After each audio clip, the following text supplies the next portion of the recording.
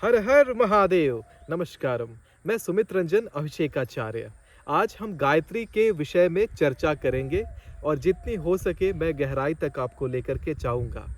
इस वीडियो को शुरू करने से पहले यदि आप मेरे इस चैनल पर नए हैं तो कृपया मेरे चैनल को सब्सक्राइब कर लीजिए और बेल आइकन प्रेस कर दीजिए ताकि ऐसे अपडेट्स आपको भविष्य में निरंतर प्राप्त हो सकें। गायत्री मंत्र एक सर्व प्रसिद्ध मंत्र है और हर कोई जो भी सनातन संस्कृति से जुड़ा है वो गायत्री मंत्र के बारे में अवश्य जानता है। गायत्री मंत्र अवश्य बहुत ही शक्तिशाली मंत्र है, लेकिन ये मंत्र किलित है, ये मंत्र श्रापित भी है। गायत्री मंत्र का जाप एक विशेष अवस्था में, एक विशेष मुद्रा में करना चाहिए। जो कोई गायत्री मंत्र का जाप हर समय कर देते हैं, बिना मुद्रा देखे, बिना अवस्था देखे, अशुद्ध अवस्था में भी गायत्री मंत्र को जप देते हैं तो गायत्री मंत्र अनिष्टकारी भी हो जाता है। गायत्री मंत्र में विस्फोटक ऊर्जा है और ये बहुत बड़े बड़े कार्य को बहुत आसानी से कर सकता है। लेकिन इतनी बड़ी विस्फोटक मंत्र को यदि आप साधते हैं तो बस मंत्र के लिए कुछ नियम हैं, कुछ विधि विधान हैं, उनका ध्यान देना चाहिए। सबसे पहले तो गायत्री मंत्र उनके द्वारा ही जपा जाना चाहिए जो गायत्री मंत्र को जपने के लिए अधिकृत है। अधिकृत कौन है?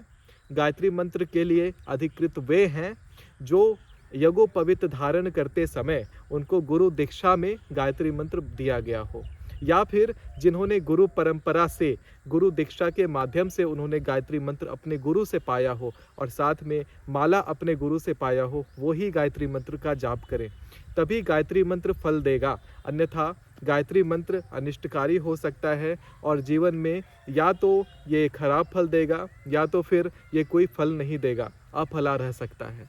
तो इस बात का ध्यान देना है। गायत्री मंत्र को पढ़ने के लिए सदा शुद्ध अवस्था में रहना चाहिए। एक विशेष आसन पर बैठ कर के जपना चाहिए। नाम जप जब लोग करते हैं देवी देवता का, तब वो घूमते फिरते किसी भी अवस्था में, सड़क पर, गली में, कहीं पर भी जप सकते हैं। लेकिन गायत्री मंत्र जैसे तेज मंत्र को, तीव्र मंत्र को जपने के लिए विशेष मुद्रा अवस्था बना करके जपना है। गायत्री मंत्र को कीलित किया था देवताओं ने, इसे श्रापित किया था क्योंकि गायत्री मंत्र में छुपी जो विशिष्ट ऊर्जा है इसको हर कोई सृजित ना कर सके। दैत्य, दानव, बुरे स्वभाव वाले लोग, बुरी परिस्थिति वाले लोग, जो अच्छे लोग नहीं हैं, वैसे लोग यदि गायत्री मंत्र को साध लेते हैं तो वैसे में वो उपद्रव मचा सकते हैं। इसीलिए इस मंत्र को कीलित कर दिया गया था। तो जब कभी भी आप गायत्री मंत्र को जपना आरंभ करेंगे तो ये कुछ नियम है, उनका पालन करिएगा। पहला नियम तो है कि गायत्री मंत्र के लिए आपको 24 मुद्राओं का प्रदर्शन करना पड़ता है। 24 मुद्राएं हमारे ऋग्वेद में बताई गई हैं। साथ ही जो योग होती है, पतंजलि योग शाला होती है, उसकी पुस्तकों में ये आपको मिलेगा इस प्रकार के 24 मुद्राओं का विवरण। या फिर अगर आप भारतीय योग को पहचानते हैं तो आप ये 24 मुद्राओं को आप जान करके और उन मुद्राओं का एक प्रकार से प्रदर्शन करेंगे देवता के सामने। जब वो मुद्राओं का प्रदर्शन आप कर लें, उसके पश्चात आपको श्राप विमोचन करना है, क्योंकि गायत्री पर ब्रह्मा जी ने, विष्णु जी ने, अग्नि देव ने, पवन देव ने, इस प्रकार से सबने, वरुण देव ने, सबने इसे श्राप दिया था। ताकि ये श्रापों का जब विमोचन होता है, निवारण होता है, तब आप गायत्री मंत्र का जप करेंगे, तब आपको फल मिलेगा। तो पहले श्राप विमोचन होगा मुद्रा प्रदर्शन के बाद। उसके बाद आप गायत्री मंत्र के लिए न्यास करेंगे। न्यास अर्थात भिन्न भिन्न तरीके से देवता को प्रणाम अपने शरीर के भिन्न भिन्न अंगों से करेंगे। न्यास में आप कहेंगे अंगुष्ठाभ्याम धियो नमः, तर्जनीभ्याम धियो नमः, इस प्रकार से, और बीच में एक इसका जो बीज है वो लगा करके पढ़ेंगे। और आपको ये नित्य कर्म पूजा पद्धति में न्यास के नियम मिल जाएंगे, तो न्यास करना आवश्यक है। फिर 10 दिशाओं में चुटकी बजा करके आप अपने आसपास से जितनी बुरी ऊर्जाएं होती हैं उनको आप हटा देंगे और जितनी आकर्षक, जितनी अच्छी ऊर्जाएं हैं वो सभी को आकर्षित कर लेंगे। फिर देवता का आवाहन करेंगे कलश लेकर के। कलश में आप जल लेंगे, जल लेकर के उसमें पुष्प लेंगे, पुष्प लेकर के फिर आप देवता का आवाहन करेंगे कलश में।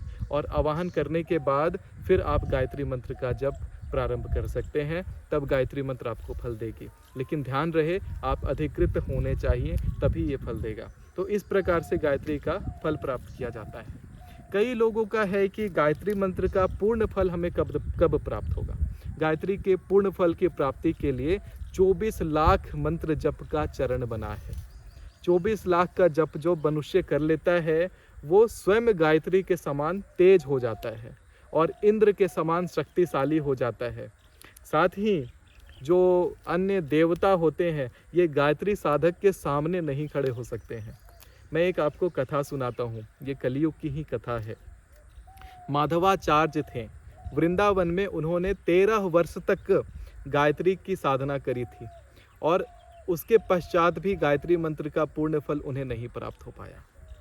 फिर वो इस बात से थक करके वो आ गए काशी।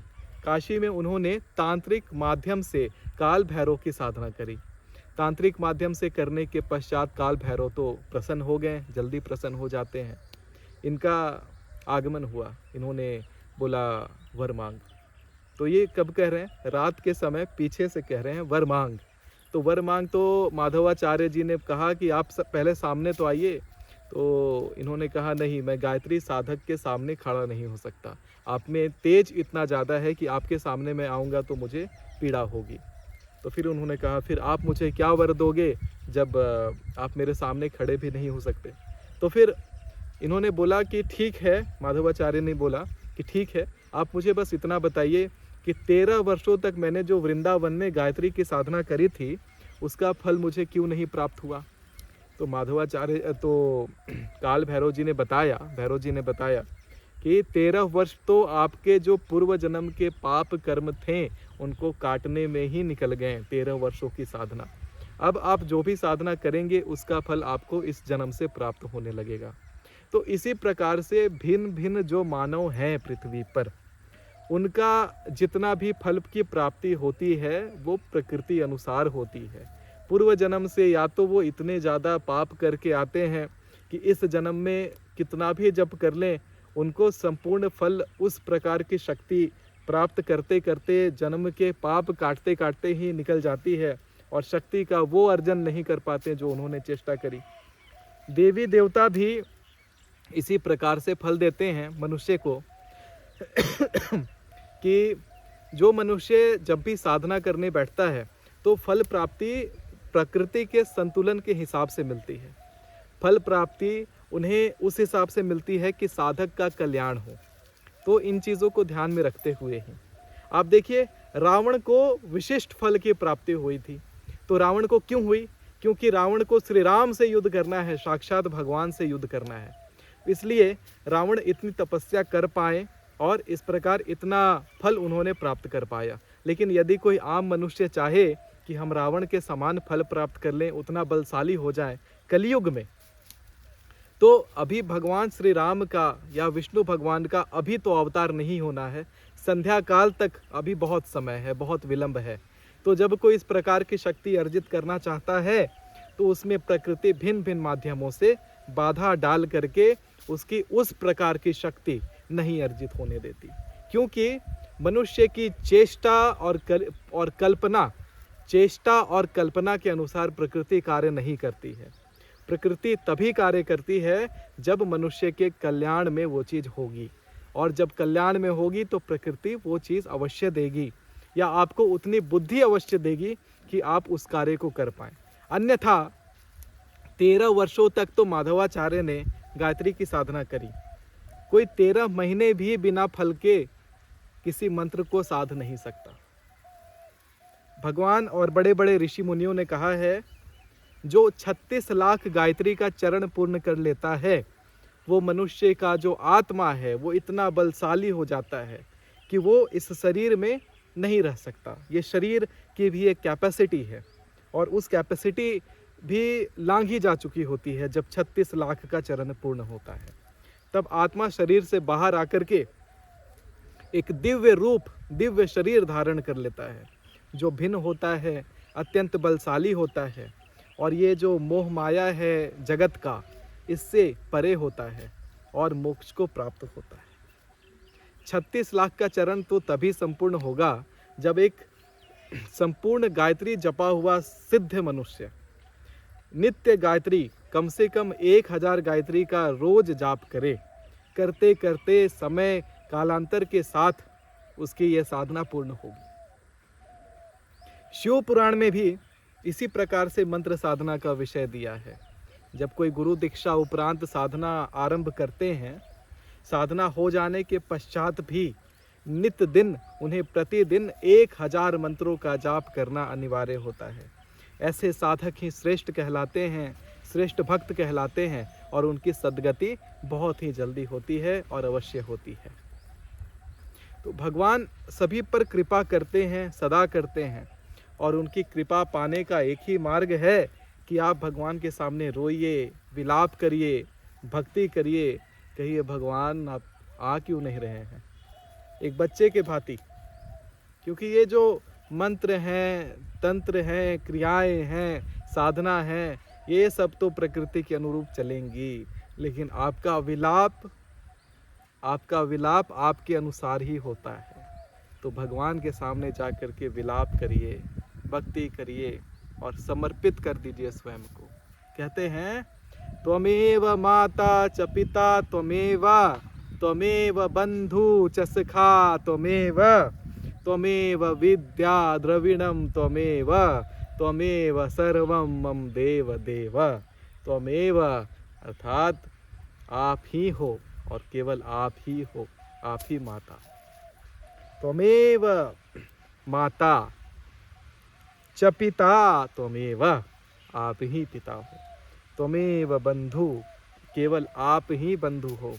च सखा त्वमेव, आप ही सखा हो। त्वमेव विद्या, मेरी संपूर्ण विद्या। जब आप मंत्र जप करते हैं, बड़ा बड़ा स्तोत्र पढ़ते हैं, बड़ी बड़ी साधना करते हैं, सब फेल, फिर आती है त्वमेव विद्या। भगवान आप ही केवल मेरी विद्या है, सब बाकी झूठ है, सब माया है। तब आप जब इस प्रकार से भगवान के सामने समर्पण कर देते हैं, तो भले ही आप अपनी संपूर्ण विद्या भूल जाएं, जो आपके मंगल में होना है वो भगवान आपको ला करके तुरंत दे देते हैं। तो विलाप करने के लिए उतनी भक्ति होनी चाहिए, उतना भक्ति, उतना मन में प्रेम भगवान के लिए अर्जित किया हुआ होना चाहिए। इसी प्रकार से जब आप भगवान के प्रति संपूर्ण समर्पण कर देते हैं, तब जीवन में भगवान का उद्गम इस प्रकार से होने लगता है कि आप अपने हृदय में भगवान की स्थिति को महसूस करने लगेंगे। ज्योतिषाम अपि तत् ज्योति तमसः परम मुच्यते, ज्ञानम ज्ञानेम ज्ञान गम्यम हृदय सर्वस्थविष्ठितम। हृदय सर्वस्थविष्ठितम अर्थात भगवान हृदय में बैठे हैं।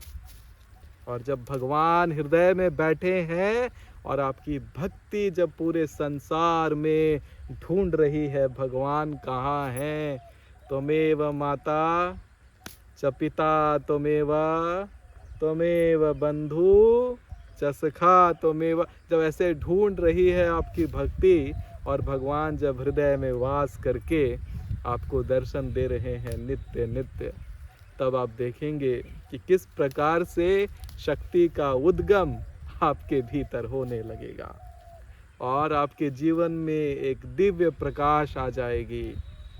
और जितना भी अंधेरा है, जितना भी पाप है, जितनी बुराइयां हैं, सब दूर भागेंगी। भगवान का नाम सुन के सब बुराइयां कैसे दूर भागती हैं। कहते हैं भूत कहीं दिख जाएगा, आप कैसे भागने लगते हो, फिर भगवान भगवान करते हो, हनुमान जी का नाम लेते हो, हे बजरंग बली हनुमान जी बचा लीजिए। भूत पिशाच निकट नहीं आवे, महावीर जब नाम सुनावे, नासे रोग हरे सब पीरा, जपत निरंतर अनुमत बीरा। जो ये डर है और भगवान के प्रति जो समर्पण आप देते हो, भूत देखने के पश्चात कैसे भूत आपको लगता है भागने लगता है, भूत सही में भागता है। और जैसे भूत भागता है, जैसे अंधेरा भागता है, उसी प्रकार से जितनी बुराइयां हैं जीवन में सब नष्ट होने लगती हैं, शुद्धि होने लगती है, अंतरात्मा की शुद्धि होने लगती है। और शुद्धि उसी प्रकार से होती है, तमसो माँ ज्योतिर्गमया, कहते हैं ना, असतो माँ सद्गमया, तमसो माँ ज्योतिर्गमया, मृत्योर्मां मृतम गमया। बृहदरणोपर उपनिषद में ऐसा कहा हुआ है। तो जिस प्रकार से आत्मा की शुद्धि भगवान कर देते हैं, ये प्रकाश, दिव्य प्रकाश जीवन में भर देते हैं केवल समर्पण से, उसी प्रकाश को आपको पाना है, अंदर उसी प्रकाश का उद्गम आपको करवाना है। इसीलिए अन्य अन्य प्रकार से, भिन्न भिन्न प्रकार से अलग अलग भक्ति मार्ग हैं।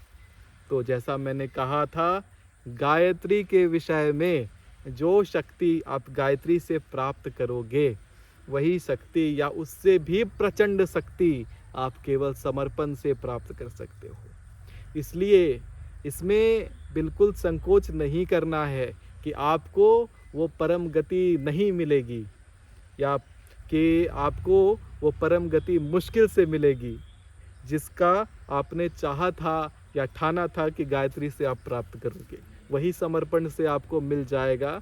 बस केवल भाव ईश्वर के प्रति समर्पण का रहना चाहिए। फिर ये नहीं रहे कि जीवन में फिर आप इधर कर रहे हो मंत्र जाप और दूसरे तरफ आपका ध्यान है, अरे मेरा बेटा कहाँ है, अरे पिताजी कहाँ है। ऐसे नहीं, जब आप भक्ति कर रहे हो तो संपूर्ण समर्पण के साथ करना है।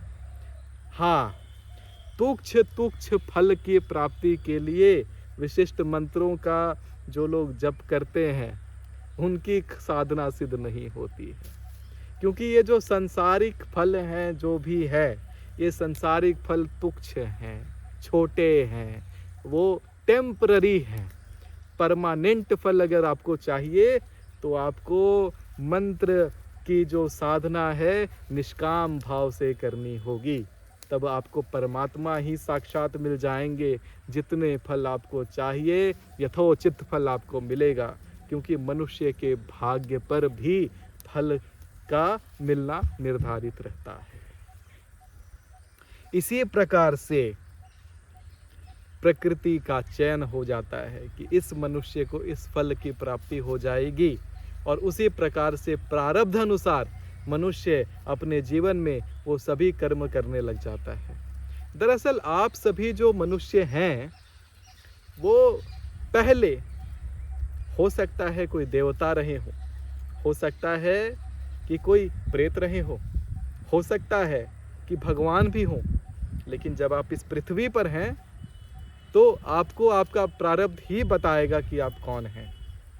प्रारब्ध आपके आगामी कर्मों को भी निर्धारित करता है, क्योंकि आप तो माया के आवरण में, जब आप इंसान के, मनुष्य के शरीर में आते हो तो आप माया के आवरण में बंध जाते हो, और माया सब कुछ भुलवा देती है। पहले आप क्या थे, कहाँ से आए थे, किस लिए आए थे, यहाँ पैसा कमाने थोड़ी आए थे। उसी प्रकार से ये जीवन चलता है, और सब कुछ हमें कर्मानुसार, भाग्यानुसार, प्रारब्धों अनुसार, कारण अनुसार भी विशेष महत्व रखता है, क्योंकि जो कारण है किसी कार्य के सिद्ध होने का, वो भी मायने रखता है। कारण में आ जाता है कि आपका अपेक्षा, या कह सकते हैं पृथ्वी पर कैसी लीला आगे के लिए रची है, किसके माध्यम से रची है। भविष्य पुराण में तो सब लिखा है। अपना इतिहास भी आप भविष्य पुराण से निकाल सकते हो, बशर्ते आपको भविष्य पुराण को साधना होगा। सब कुछ को साधने की विधि है, चाहे आप गायत्री के पूर्ण चरण से भी साध सकते हैं, तब आपको सभी जन्मों का ज्ञान होता है, या आप महामृत्युंजय मंत्र से भी साध सकते हैं।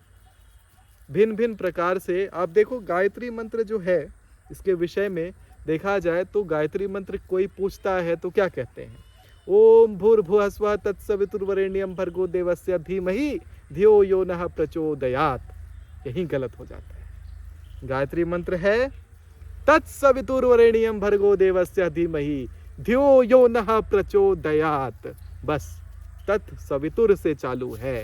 ये ओम भूर्भुवः स्वः जो हम कहते हैं, यहाँ पर ओम में पर ब्रह्म की संज्ञा हो जाती है। और 14 भुवन, जब हम भूह बोलते हैं, भुर बोलते हैं, तो 14 भुवनों में से हमारे भुवन की संज्ञा हो जाती है। और फिर जब हम भुवः बोलते हैं, भूलोक की संज्ञा हो जाती है। और जब हम स्वः बोलते हैं तो ये संज्ञा होती है कि मैं स्वयं इसका जप कर रहा हूँ। फिर आप तत्सवितुर से देवताओं का आवाहन चालू कर देते हैं। जहाँ पर भी तत् जो शब्द है ये परमात्मा का है, परमात्मा को चिन्हित करता है। और सवितुर शब्द पूरे ब्रह्मांड को चिन्हित करता है। वरेण्यम शब्द वर्ण करने को चिन्हित करता है। भर्गो शब्द यहाँ पर सूर्य को चिन्हित करता है। और भर्गो देवस्य शब्द विष्णु को भी चिन्हित करता है, शंकर जी को भी चिन्हित करता है, देवी माता को भी चिन्हित करता है, सर्वत्र ब्रह्मांड को चिन्हित करता है। धीमहि अर्थात जिनके तपस्या में, जिनकी आराधना में सूर्यदेव भर्गो साक्षात लगे हैं, उनका हम अनुसरण कर रहे हैं। धियो यो नः प्रचोदयात्। इसी प्रकार से गायत्री है। और गायत्री की साधना करने हेतु बस इन चीज़ों का पालन करिएगा और जो बातें मैंने बताई है उनका ध्यान रखिएगा। साथ ही प्राणायाम का भी विशेष महत्व है। गायत्री की साधना में प्रतिदिन प्राणायाम का विशेष महत्व है। गायत्री की साधना केवल माले पर जप करके नहीं होती है। इसकी साधना आप करमाला से भी कर सकते हैं, लेकिन करमाला पर 1 गुना फल मिलता है। कौड़ी की माला पर आपको 10 गुना फल मिलता है। रुद्राक्ष की माला पर आपको सहस्त्र गुना फल मिलता है। इसीलिए आप रुद्राक्ष की माला पर गायत्री जपेंगे। रुद्राक्ष की माला प्राप्त कहाँ से करेंगे? अपने गुरु से प्राप्त करेंगे। कैसे करेंगे? दीक्षा लेकर करेंगे। और कैसे दीक्षा लेंगे? तो दीक्षा लेंगे समर्पण से। गुरु की 1 वर्ष तक सेवा करनी होती है। शास्त्र कहते हैं, शिव पुराण कहता है, गुरु की शिष्य को 1 वर्ष तक सेवा करनी होती है, तभी गुरु दीक्षा देते हैं। दीक्षा देने के पश्चात गुरु को इस बात का भी ध्यान रखना है वो किस शिष्य को दीक्षा दे रहे हैं, शिष्य योग्य है या नहीं। योग्यता का परख कैसे? उसके कर्मों से। क्योंकि जब गुरु किसी शिष्य को दीक्षा देंगे तो उसके छठे कर्म के भागीदार गुरु हो जाएंगे और शिष्य भी गुरु के छठे कर्म का भागीदार हो जाता है। तो जब आप गुरु को चयनित करें तो आप भी ध्यान रखें 1 वर्ष तक सेवा देंगे। जब शिष्य गुरु को चयनित करेंगे तो गुरु भी ध्यान रखेंगे कि वो 1 वर्ष तक सेवा देंगे।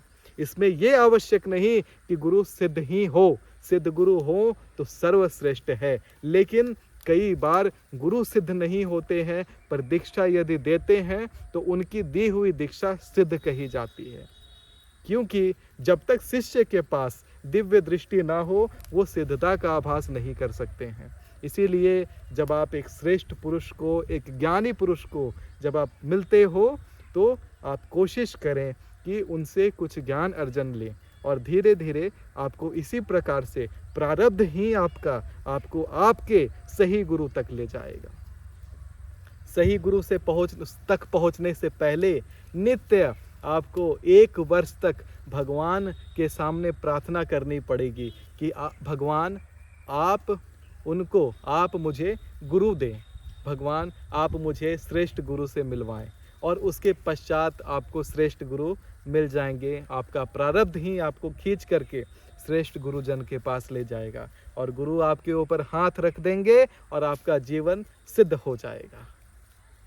इस प्रकार से शास्त्रों में नियम हैं जिनका पालन करना आवश्यक है मनुष्य के लिए। फिर मनुष्य को नित्य शुद्ध रहना है, मनुष्य को नित्य जप करना है, नित्य आराधना करनी है, नित्य भक्ति करनी है। और शक्तियों का क्या है? ये सब भौतिक है, ये सब आप कह सकते हो टेम्पररी हैं, ये सब स्थिर नहीं है। तो ये जो शक्तियां हैं ये बस आप उससे हो सकता है तुच्छ तुच्छ कार्य करने लग जाओ, फिर गुरु ही आपका हाथ पकड़ करके आपको सभी प्रकार के जो कहते हैं मिथ्या से बचाते हैं, क्योंकि ब्रह्म सत्यम जगन मिथ्या, केवल ब्रह्म ही सत्य है और ब्रह्म का आलिंगन आपको गुरु के माध्यम से होगा। तो गायत्री के लिए भी गुरु की विशेष महानता है, बिना गुरु के सानिध्य के ये भी नहीं करना चाहिए।